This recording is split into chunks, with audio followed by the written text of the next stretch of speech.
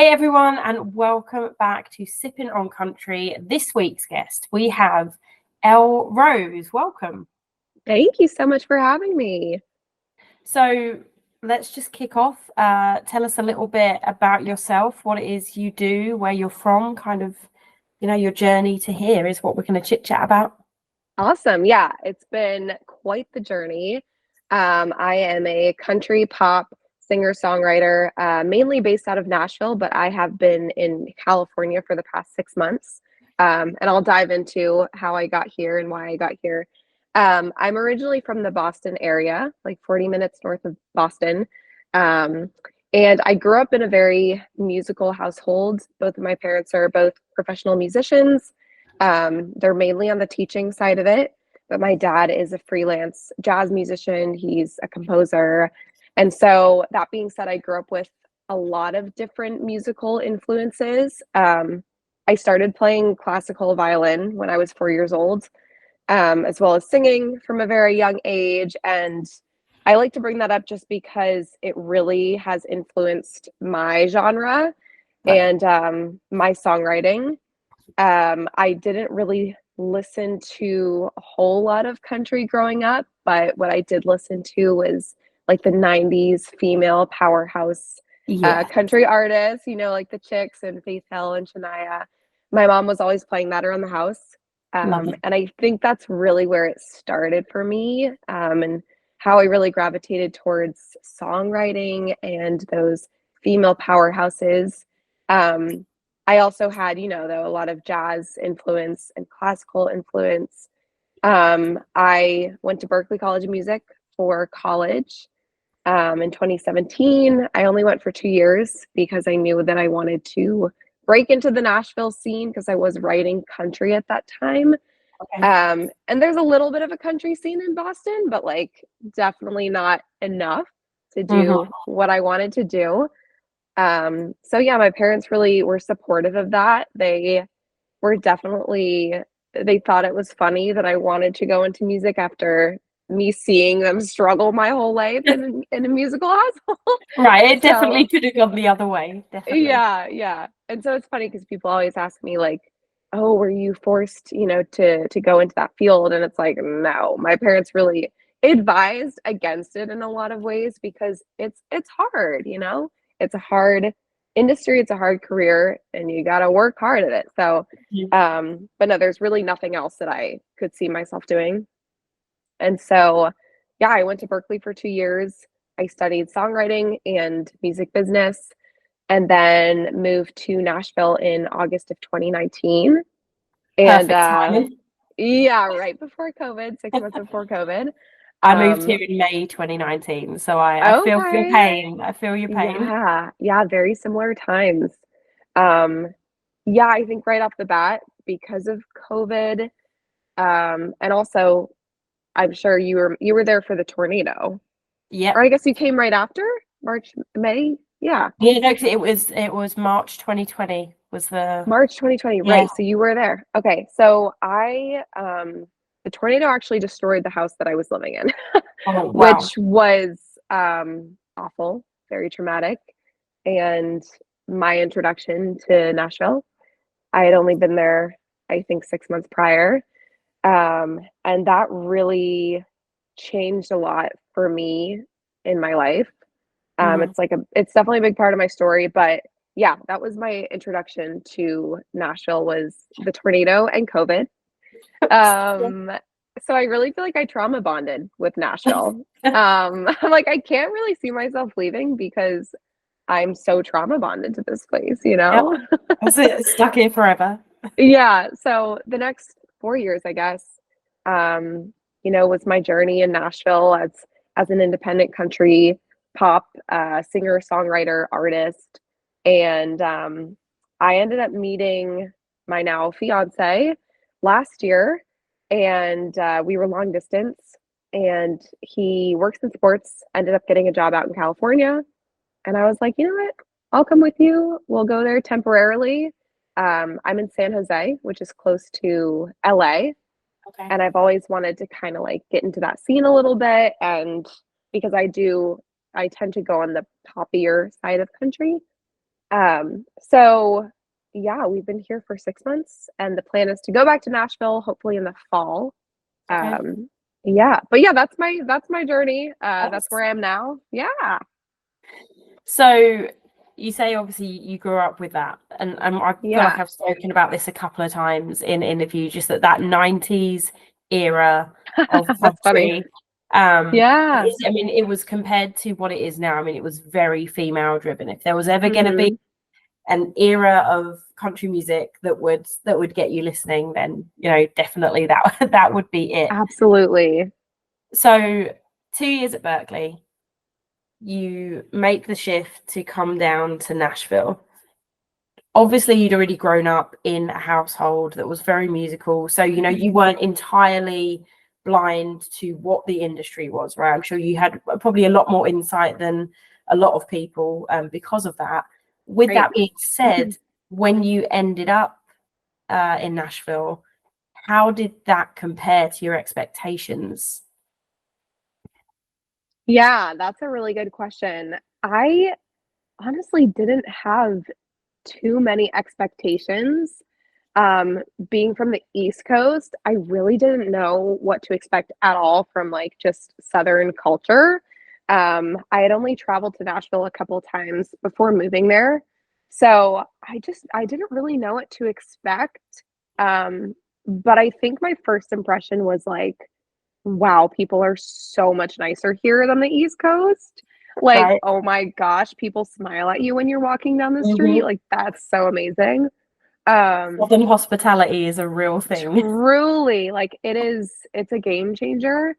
And I think that just really plays into the music industry as well in Nashville. Um, Truly, people want to know you and they want to know what songs you're writing, who you're working with, and they want to help you. And I found that from the get go. My first, I guess, like bigger connection that I made when I moved to Nashville was my producer, who I still work with. His name is Brad Hill. I My thing when I moved to Nashville was I'm not going to settle. I tend to be a people pleaser, and I feel like because of that in Boston I was just kind of settling, like maybe wasn't getting the quality of production that I really knew I wanted, Right. um, or writing with like the exact people that I wanted to write with. So I set the standard for myself when I moved to Nashville that I was going to reach out to the best of the best. Who cares if they say no to me? Who cares if I'm not necessarily ready? Like, I'm just going to do it. Mhm. So I did some research on albums that I really loved that inspired me, um, artists that I really loved that inspired me, seeing who they're working with. So Maren Morris is a huge inspiration for me, mostly because of the genre bending aspect of it. She's the first person I saw in country that I resonated with her writing and with her sound, because it wasn't like the Miranda Lambert and the Carrie Underwood. Like I love that stuff, but I didn't ever see myself relating to their music really. Um, Again, because I am more on like the pop. I have a lot of like soul influence as well. So I went to Maren Morris's record Heroes, looked at the credits, saw that it was produced by this guy named Brad Hill.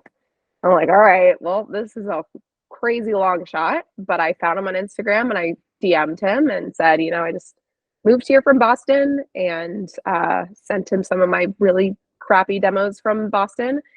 And he basically was like, yeah, I can see where you're trying to go with this. Let's get coffee, like I can't guarantee that we're going to work together in any capacity, but he was so kind to just be like, let's grab coffee, let's chat. So we did that, and he was super straight up with me, which is again something I really appreciate. And he was like, I see the potential, but I think at this point, like, it maybe doesn't make sense to work with you in terms of like what you sent me. He's like, but keep sending me stuff. Like just keep doing it. And if something hits, then we'll go from there.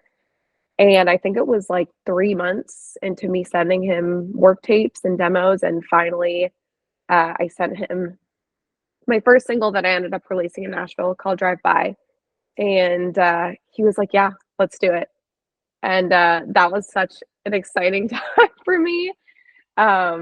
Because that was my in. You know, I knew people from Berkeley moving here. I knew a lot of writers, but they were people in my same boat. You know, we're just starting out, we're trying to meet people.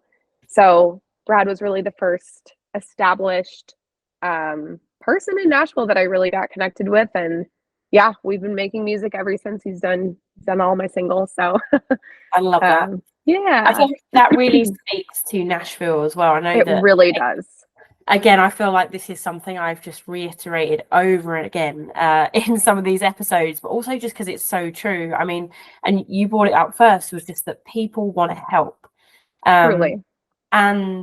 But there's also that line of they want to help, but they also don't want to waste their time. Totally. So if someone like Brad is going to turn around and say, yes, I'll work with you, like, that they mean it. Right. It's not just a money scheme, Exactly. It's not. Don't get me wrong. There's still people like that here. Of It's course. the music industry. There's always Yeah. going to be people that are just out to grab a quick buck. Right. But when you find those people, like, they are, I mean, you can't even put a price on it, from the experience to the advice, just everything that they can bring to the table, because it's so much more than just being a producer, or there's everyone knows everyone. It is, yes. it's I was just gonna say that. Town, right? It really is that once you have made a good connection with someone, he's worked with a ton of people, so he can be like, hey, actually, I've got, someone comes to him and is like, oh, we need this, or maybe your name comes up in conversation. Totally.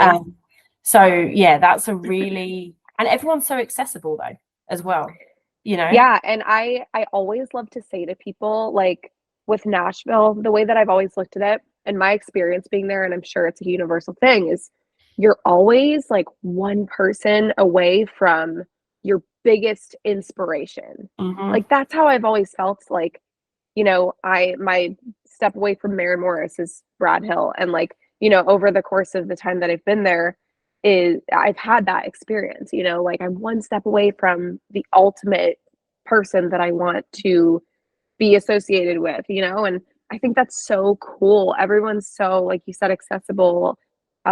You see people just walking down the street, like Tim McGraw walking down the street, or like whatever, or at the same grocery store as you. And it's just everyone treats each other, for the most part. There are some there's some outliers, but always, for the most part, everyone treats each other like we're on the same plane.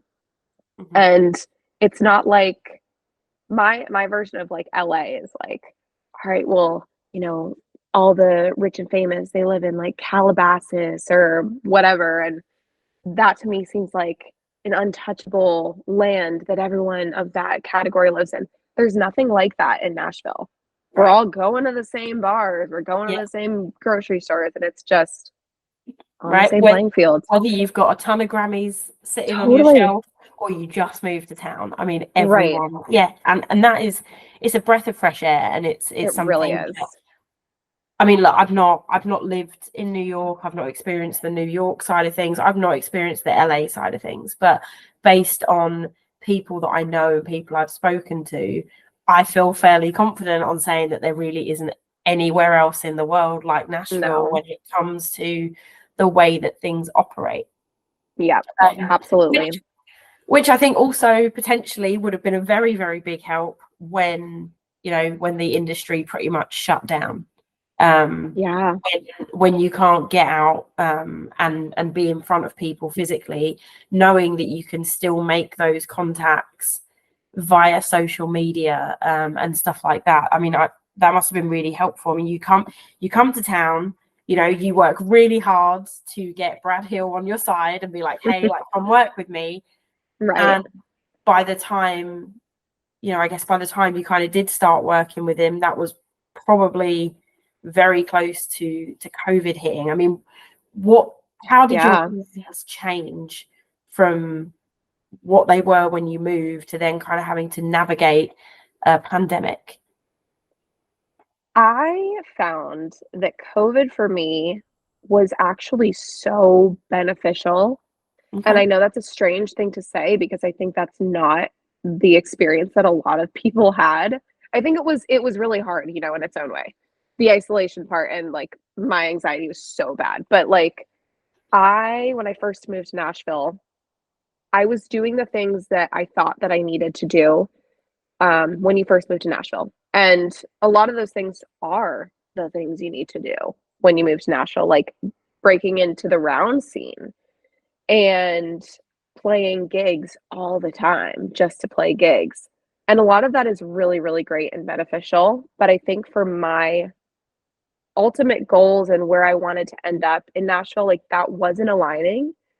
And I kind of got like into this group of people in the round scene that like I just felt like it was not authentic to what I really wanted to be doing. It felt very monotonous, and like I was playing these rounds just to play them, and I didn't really have any purpose in doing it. Um, I ended up getting a weekly gig on Saturday nights at the Dream Hotel. It was probably right after the Dream Hotel opened, at their parlor lounge. And it was like a piano vocal 3-hour gig, and it was awesome, but like that's not the type of artist that I wanted to be. Um, I just wasn't wanting to be heavy on the live scene in that way. So all that being said, when COVID hit, it shut down the access to all of that. And it kind of forced me to reroute and reinvent myself. And I really enjoyed that because I didn't want to be stuck in that scene of, you know, the round scene and playing the Broadway scene, you know. That didn't feel right for me. I wanted to be on the writing side and the recording side. And so yeah, for COVID, I mean, with me for COVID, it was kind of good because I just wrote a lot. And I think I recorded Drive By in, I don't even know, May or June of 2020. So we were all masked up and but yeah, it opened up that new door of the writing scene and the recording scene for me. Okay. Yeah, Which is interesting, like, it because is. like I say, I think, you know, a lot of people, it was kind of negative, but I do think there were a lot of pros, not, you know, of the pandemic as it were, but Right, of course. what it kind of brought, because it did make people take a step back and go, hang on a minute, you know, I can't do it like this anymore. Like, how do we continue to be productive, but, you know, just ultimately flip everything on its head? Yeah. And the other thing that really came to light during COVID was social media. That Mm, became king, you know, in yeah. terms of getting stuff out. I mean, was that something you found like you utilized a lot during the pandemic, or?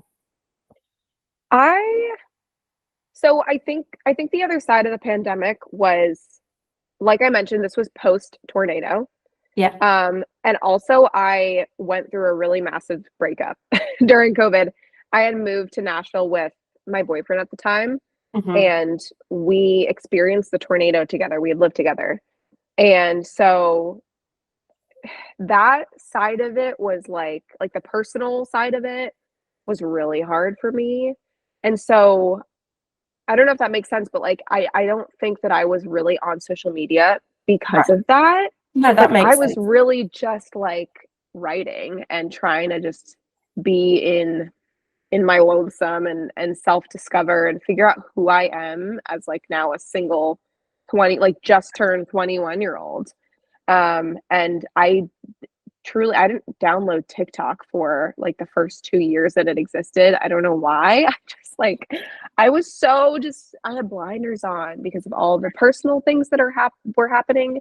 I developed really bad anxiety after the tornado and COVID. And so yeah, I don't think I really did go to social media, which I never even thought about it. But I know a lot of people utilized it like a lot. Yeah. But I think because I was just starting out, I didn't even have music out yet.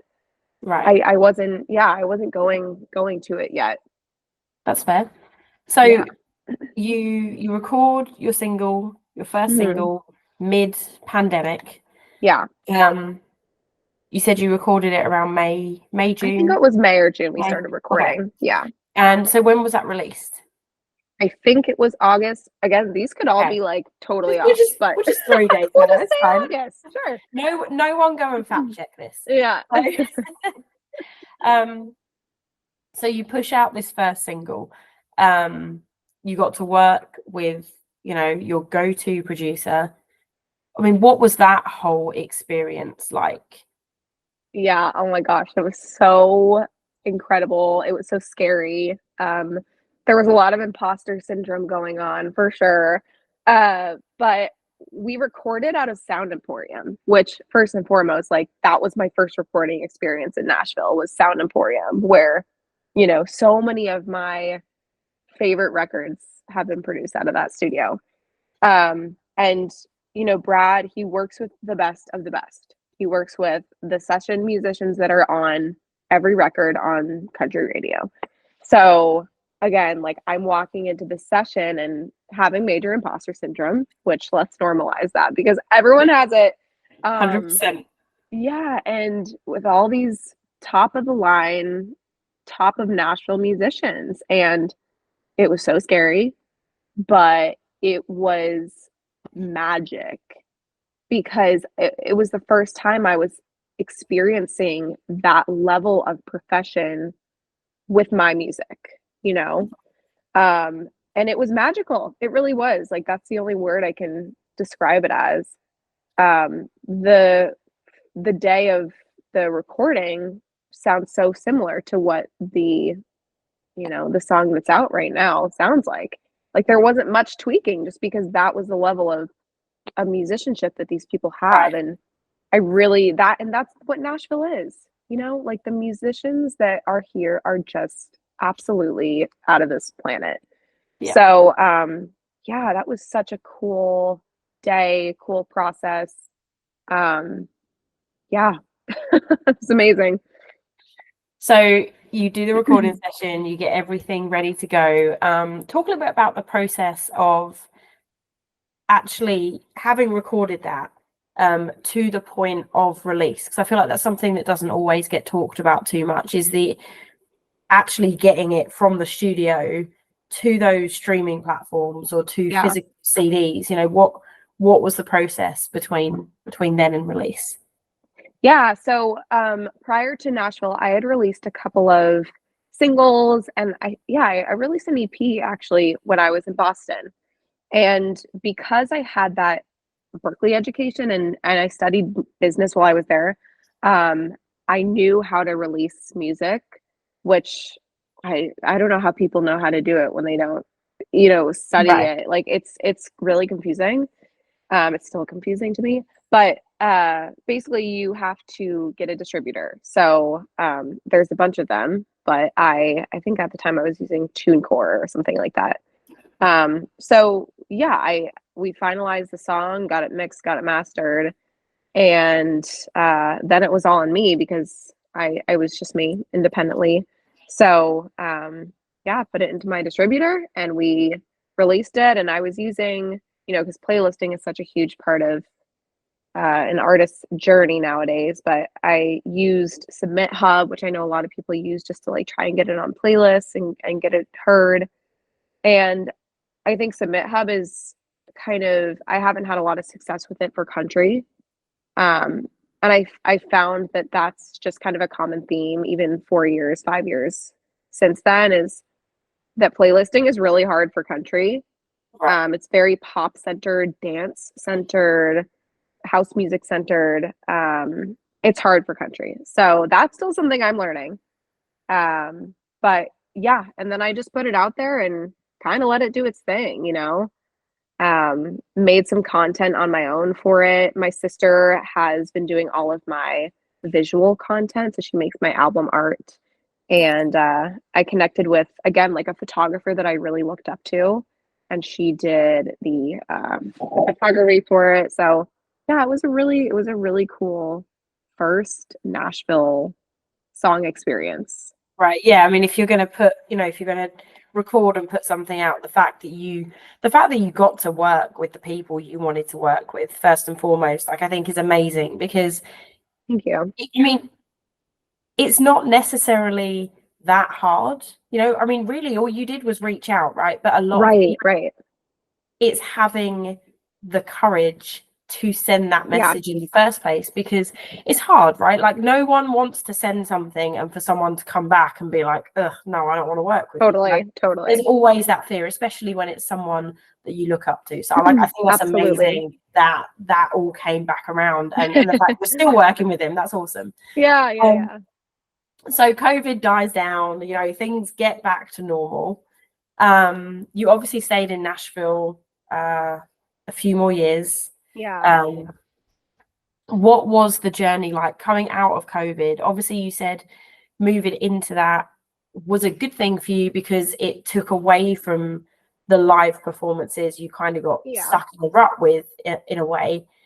But after then having released music and having yourself and your brand kind of out there, once things started opening up, was getting back to live performances and getting back to, I mean, writers rounds, is that something you actively went out and did again? Or I dabbled in it a little, but it took me a very long time, because I grew a lot of performance anxiety.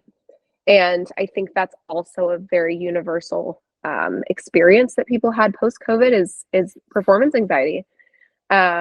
And I've always had a little bit of performance anxiety. Like, I can think back to when I used to have to do violin recitals, and like, just I would freeze. I would know it, like the back of my hand, know the song like the back of my hand, but when I would get up there, like, I would just freeze and get so in my head. And as a kid, I didn't recognize that as performance anxiety. I just thought there was like something wrong with me.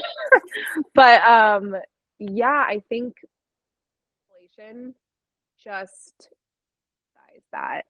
And so I really honed in on like finding my team of writers, and I connected with two friends from college who I wasn't super close with in college, but we all moved out here at the same time, Claire Flint and Sydney Matlock, and we just wrote our butts off.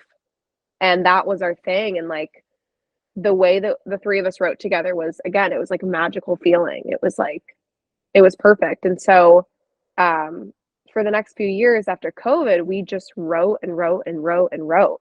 And I also think that another thing that you think you need to be doing when you move to Nashville that may or may not be true for you is writing with anyone and everyone. I think it's important to find that group, but then once you find that group of people, for me at least, like sticking with them, that has really, really made me who I am as an artist. And so, yeah, like we really just wrote a ton. And then after having that kind of writing moment, I started to go out and do a couple of rounds, but it was more so like if someone reaches out to me to do a round that I really think is cool, rather than doing it just to do it. Um, and then in terms of like live shows, I have only played a few since then. And it's been really intentional live shows with like a really, really good band that I think is wonderful. So yeah, I started getting back into it and then I moved to California. So I think when I come back, like I'll be more ready to do that. Yeah. So let's also talk about your most recent single, Yeah. which you released back in October.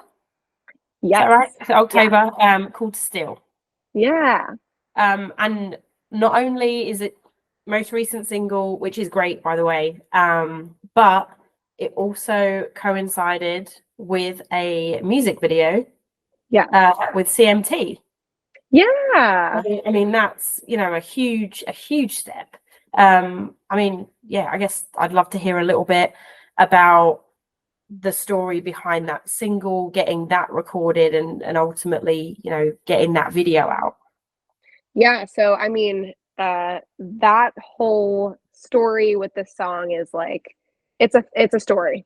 I'll try and just sum it up to the best that I can. But I went through a very strange relationship in, I guess it was 2021. And it was a very emotionally abusive relationship. And it ended in me having to testify against this person in court and getting a restraining order against them. And so obviously you can imagine, like, that's very traumatizing. And so as songwriters, you know, our way of healing, and like for me, like my way of journaling and my therapy for these experiences is songwriting. So I, you know, brought this idea to Claire and Sydney, the co-writers I mentioned before, and, you know, told them about what was going on. And I mentioned that this person's last name is Steele, spelled differently, Steele. But as songwriters, you know, we take anything we can and we twist it and we make it into a song. Right. So we created this concept from his last name. And within the song, you know, it's all about, there's like these criminal references in it. And if you're just listening to it without context, you might be like, okay, what's going on here? But that's why there's all those criminal references, you know? And so, yeah, that writing experience it was again, just amazing. And you look back on it, it's one of those songs that you're like, how did we write that? That was like, it felt like a blur, you know? It was just like total therapy session. And so, yeah, we wrote the song, and I really knew that I needed and wanted a visual. And with all of my other singles prior to this one, I never really felt inclined to do a music video. I'm a very visual person, and there was never anything that like came to mind or really stood out about needing a music video for one of my songs. Right. But with this one, it was the complete opposite. I felt like it needed a visual to carry the story. So I spent a couple of weeks researching film directors and just searching for the right person, because they didn't want just anyone to do this, because it was such a sentimental story to me. So I finally came across a Hailey Whitters music video, actually, and it was done by a director named Erica Silverman, who is based out of Fort Worth, Texas. And I saw this Hailey video, and I was like, yep, it needs to be done by whoever did this, because it's just the quality of film and the style. It was everything that I pictured for this story. So again, reached out to Erica on a whim. And I think I literally said to her, like, I have $2,000 I can give you. Like, I'm not offended if you say no. I can't do that, but I'm obsessed with your work, and I would love for you to bring this story to life. And she responded and just was like, yep, that's a very low budget, but we can make it work. Like, oh my gosh, no freaking way. So she is just an angel. She's like the sweetest person on earth. And again, the fact that she didn't take offense to me being like, I'll pay you $2,000, which is like very low budget for someone of her caliber. Like, she just wanted to work with me. She loved the song, she loved the story, and we grew to become really good friends. And it took about a year and a half to actually execute this project. Again, just because the budget did grow, because, you know, you need to pay the people that are working on this music video. She didn't even really make a profit off of this video, which again says so much about her, that she just was wanting to do it. But we needed to pay the crew. So I had to raise some money for this. And a year and a half later, I flew to Fort Worth, Texas. And actually, I haven't spoke about this, but while I was driving to the airport, I got in a crazy car crash. Like, my friend was driving me, who I lived with, and it was a 3-car crash, and a truck like went airborne and landed on our car. Somehow, some way, we were fine. All we had was like glass in our hair. And I ended up going to the airport. Like, I called an Uber at the side of the road of the crash scene. You're like, I can't miss this. I'm like, I need to. It's been a year and a half. Like, I need to. But like, that just I don't know, it was like so many obstacles to get there is basically why I mentioned that. And so I get to Fort Worth somehow, all shaken up. And funny enough, the concept, like the entire concept of the music video is me driving in a car. And I'm like, oh my God, this is like the last thing I want to do right now is be in a freaking car.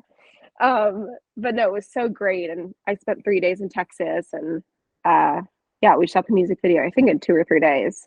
Um, and it was such a cool experience because I'd never shot a music video, let alone anything to that caliber. Right. And so, yeah, that was so cool. And we got it wrapped up in a couple months.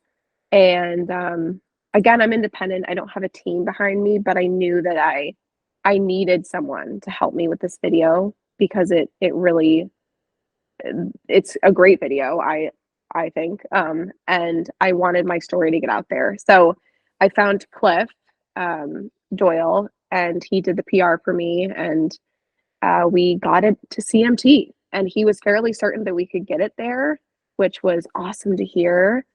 But he also was like, you know, there's no promises. I can't promise you it'll get there, but we'll try. And we did, and we got it there. So that was a huge career milestone. Really exciting moment for me. And yeah, I'm just kind of navigating now post release. Because it is fairly recent since that was released. But yeah, just navigating that now. And like you just touched on, you know, it is just you. You know, you have a couple of people around you, but ultimately, you know, you are the one that even with the music video, yes, right. you know, yes, you hired someone to do it, and by the time you kind of got to Texas, it was in, you know, it was kind of sort you had other people doing that work. But I mean, right. You have to go out of your way in the first place. You have to be able to get those funds. Totally. Right. Which, you know, it's hard because there's so much scope for independent artists, like in terms of what you can do. But I feel like the majority of the time, what holds most people back is that capital behind them, like financially. Yes. And you get what you pay for, you know. Yeah. So yes, you can go and do low budget things if that's where you're sitting and that's what you can afford. Right. Then I feel like, you know, still go and do it. It's putting content out there, but it's also hard because labels and, you know, industry professionals want to see a polished Right. act. It's Absolutely. very expensive to be Yeah. a polished act, you know, at least to Right. put that out there. I think there's a lot more pressure on independent artists these days than there ever was. Maybe even more Totally. so coming out of COVID. You know, I think that's maybe one of the negatives is that the people who did utilize social media in a big way, obviously there was a handful of people that ended up with record deals out of the pandemic because of posting. Yep. But I think it also showed labels, hey, we don't have to do the work. Yeah. You know, right. we can step back and just wait for these people to come to us, which definitely puts more pressure on people like yourself when it is, you know, me, myself, and I type thing, Absolutely. trying to get through everything. But also, I feel like it makes it that much more impressive when you do hit those milestones, you know. Yeah. And there's never any guarantees with anything in the Absolutely. industry, but having your single out, getting the video on CMT, you have that platform now to work off, which 100%, I'm Yes. sure, as you know, does not mean you can go, cool, I did that. Now I'm Right. just for people to come find me. Like this is Right. you know, Absolutely. you still have to work your butt off to do that. But the fact you even got there, I think is amazing. And, Thank you you. know, also in a relatively short time. Yeah. You know, I mean, Nashville is a 10-year town. Yep. And, you know, to already get yourself up on that platform, I think is awesome. Thank you. That means a lot. Thank you. So moving to California, Mm. how has that, or has it kind of changed your outlook in how you're dealing with your music now? Obviously, the plan is to get back to Nashville, but while you're there, what have been the goals to kind of get that out and writing? Because I see when you were in town, you were sitting in a room with people and Yeah, writing face to face, and obviously that can be done virtually, but I feel like it's always a little harder, you know. it's different. So yeah, I mean, what's that been like for the past, I guess, 6 months or so? Yeah, so I moved in August and then the release was October. So when I first moved here, I was kind of riding off of that upcoming release and I had my hands full with that. And there was a lot that I could do virtually, you know, reaching out to different people and sending this to different people. And there was a lot that I was doing with Cliff. And so, yeah, I had my hands full and I was definitely distracted and I did a couple of Zoom rides, which like it's not the same because half of a writing session is gossiping and like talking Right. for an hour, you know, like every ride I have, we talk for at least the first hour. So it's not the same. It's not like, I don't know, it's not as intimate. You can get the job done, but yeah, it's not the same. So I had the release in October and then the holidays hit. And I think this is like a universal, you know, experience again that people in the music industry feel around the holidays is like this huge slump. And I think it's really hard on a lot of people's mental health Mhm. because we feel like we're alone in this experience of feeling so unmotivated and like I don't want to do anything and uninspired. But I saw someone, it was a writer, I think it was Topher Brown, who posted one time around the holidays, and he's a super established writer in Nashville. And he said, you know, if you're someone, specifically an independent artist that's feeling really hard on yourself around the holidays, like don't, because people in my level are also feeling this way. It's a universal theme that we're all feeling so uninspired, unmotivated, hard on ourselves during the holidays. And so I've taken that to heart after I saw that. I think it was last year and tried to just give myself the holidays to relax, be with family, eat all the food you want, you know, like just be good to yourself and not be so hard on yourself because we're all going through it. It's a downtime, you know, for the industry. So, you know, that was the holiday season. And now we're coming out of the holiday season. Just And this is about the time where things are starting to pick yes, up again. right. When So since I moved here, I've made a couple of trips to LA and I have two of my very best friends from college who live there. So it's been so great to be able to be close to them again. It's only a 40-minute plane ride to go to LA. So I have been doing sessions there. I've been working with this producer who, again, connected through college, but we didn't know each other really in college. Um, he is very much a pop R&B indie producer. So honestly, very opposite from a lot of the music that I make. But we've always kind of wanted to work together. I've always wanted to see what that would sound like with my stuff, and he's wanted to dive into the country side of production. So we connected when I went there a couple months ago, and we started working on a song that just became something so different and so cool. okay. So that has been really, really exciting and a new sense of motivation for me and inspiration to just kind of jump out of the Nashville scene for a minute, take a step back, and work with people that I wouldn't have worked with if I just stayed there. Um, so I have just kind of been living off of that and trying to figure out what I want to do next and what I want to do in preparation for moving back. Um, I think my gut is wanting to do an album because I do have so many songs that I absolutely love that I've written over the past couple years. But again, that's so expensive as an independent artist. So, yeah, so right now, in the time between being here, moving back to Nashville, I'm really turning inwards and figuring out what the next step is. Because like you mentioned, Nashville is a 10-year town. I have been so heavily thinking about that. Obviously I've left Nashville for a bit, but technically this would have been like the 5th year that I Right. lived in Nashville. I also just turned 25 in February. I just got engaged, and I'm thinking a lot about the next 5 years of my life. When I'm 30, I want to start having kids. I want to, have a family. And so for me right now, I'm in the next home stretch of the next 5 years.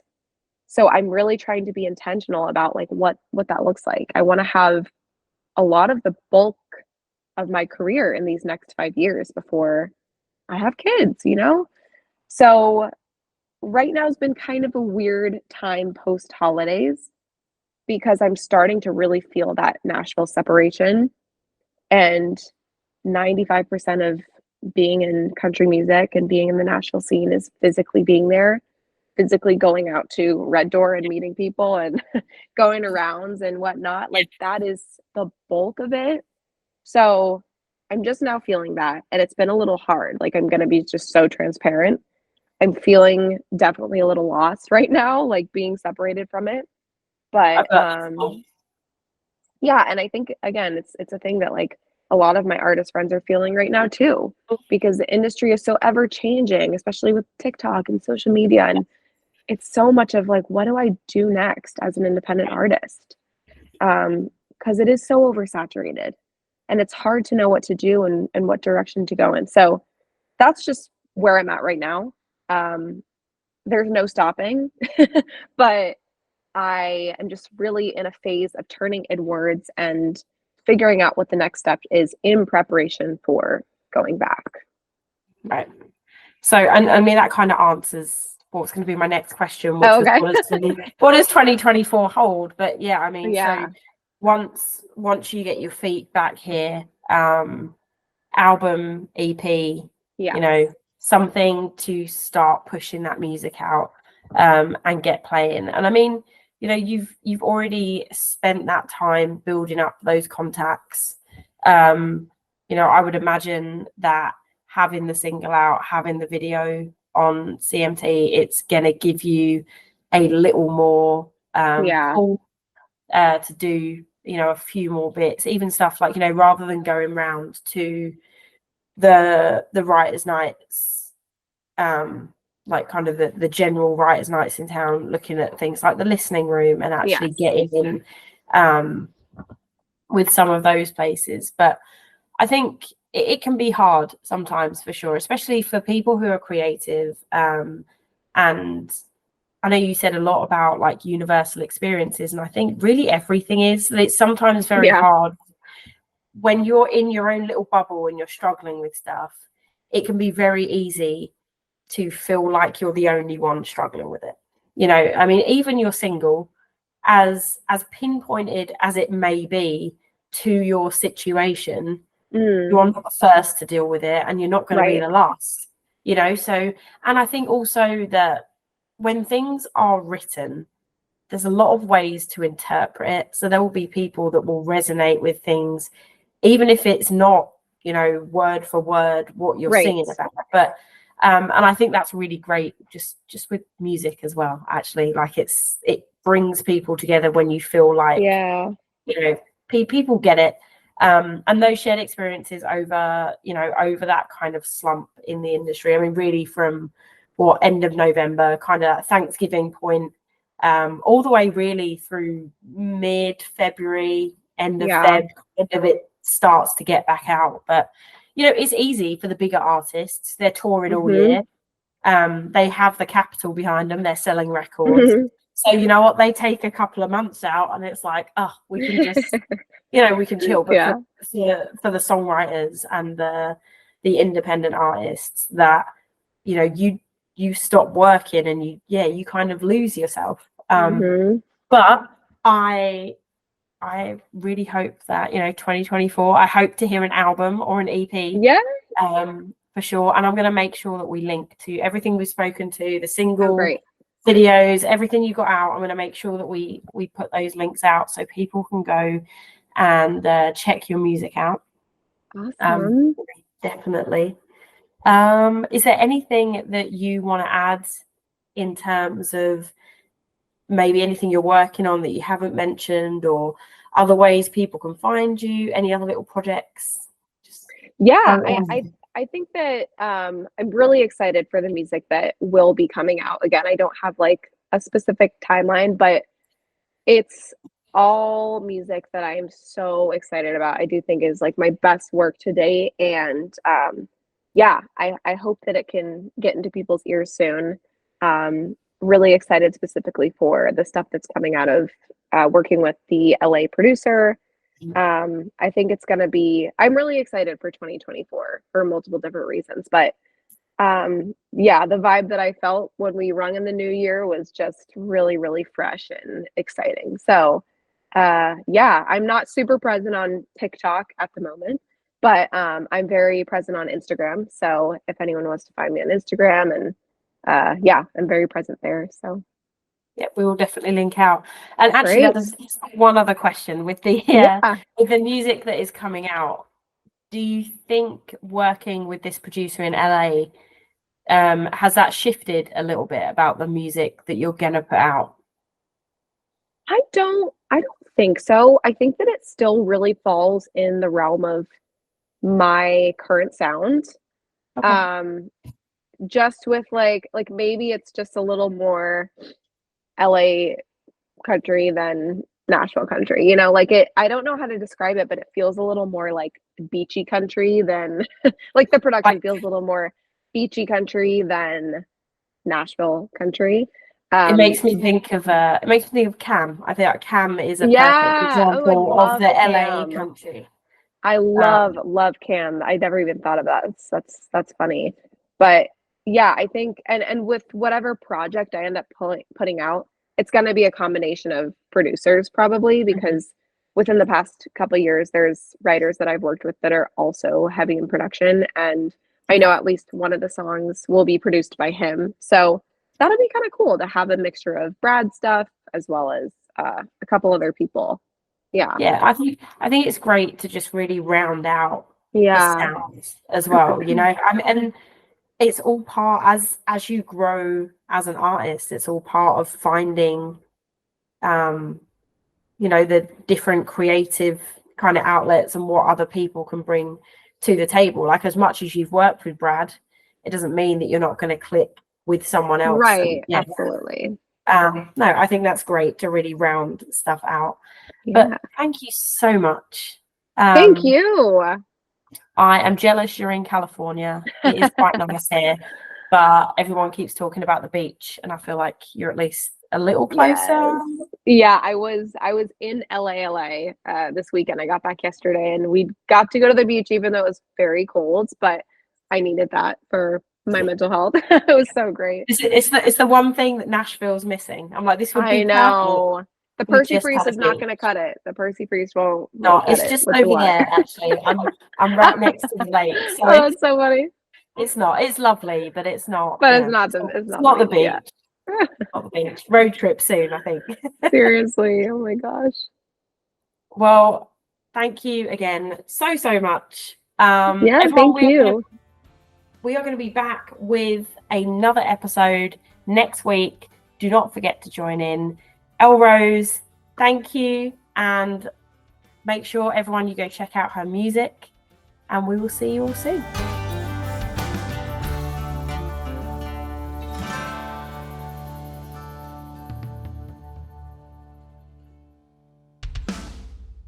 Original theme music by Gary Wood.